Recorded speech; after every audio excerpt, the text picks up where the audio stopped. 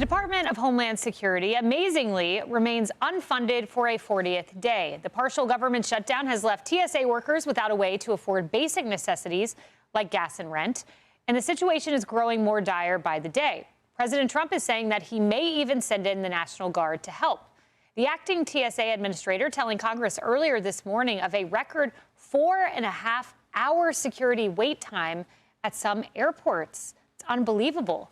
More than 480 TSA agents have quit due to a lack of pay, and remaining agents are selling blood plasma and sleeping in their cars to make ends meet. Meanwhile, passengers standing in wait times that seem endless. I'm hoping it's just another hour. It looks like maybe it's about an hour per floor, maybe.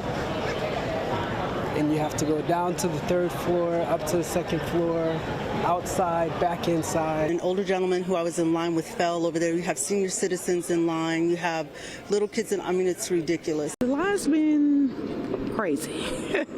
Yeah, this not even look like Atlanta airport to me. Haley, I want to say thank you to our TSA workers. They are working without pay. It's incredible, in fact. And Benny Johnson went to my hometown airport in Tampa and handed out Chick-fil-A sandwiches to these TSA workers. And I want you to listen to some of the stories he heard from these workers. One agent told me that he's going to have to quit this month because he can't make his mortgage payment. Another said that he's going to sell his car. He's already sold his car in order to make his mortgage payment. Another agent told me that his wife has to go back to work now. She had been retired. This was supposed to be their retirement gig. Another agent told me that he has kids. He works 12 and 14-hour shifts. He doesn't even see his children. And when he sees them, he can't afford to buy them dinner. Another told me he can't afford to buy groceries. I guess we can say thank you, Congress. Yeah, I can't blame these TSA agents who are leaving the agency altogether, because not only do they need to make ends meet right now, but why would you want to be a punching bag for congressional Democrats and have your job be held hostage every few months when another funding bill comes up? This is the second time this has happened to them in the past several months. And essentially, Democrats are just going to keep doing this because they see a political reward in it for them.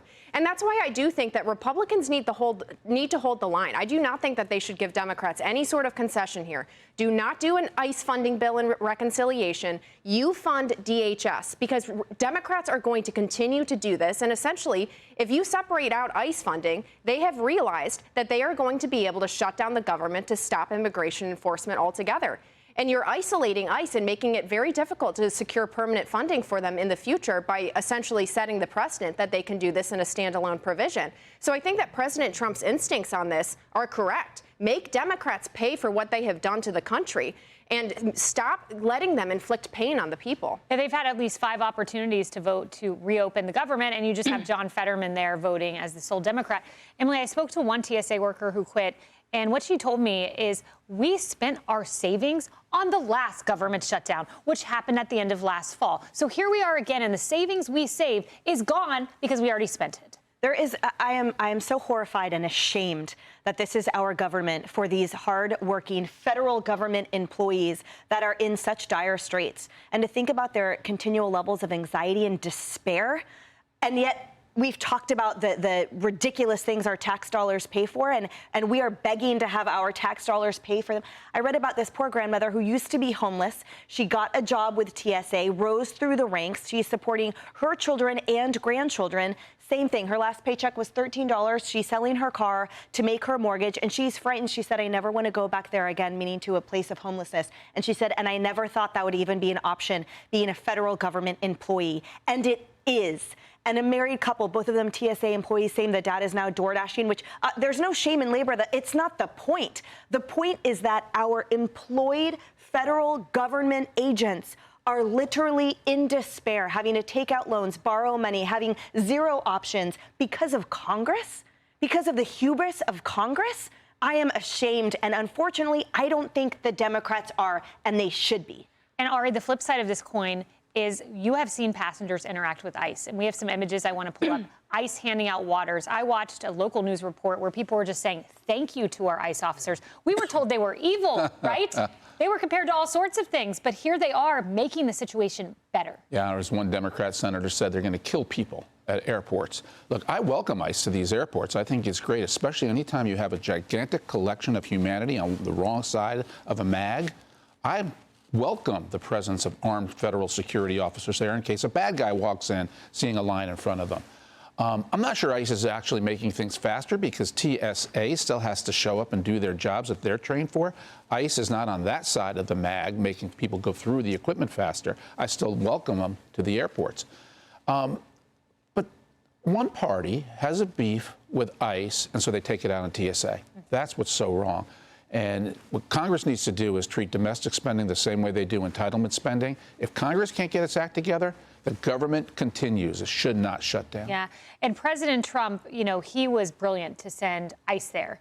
And he is brilliant in saying, look, I may also send the National Guard here, too. It's made the wait times go from like 4 hours to, in many cases, just a few minutes. You would think at this point Congress would say, our workforce is strained and burnt out. They can't.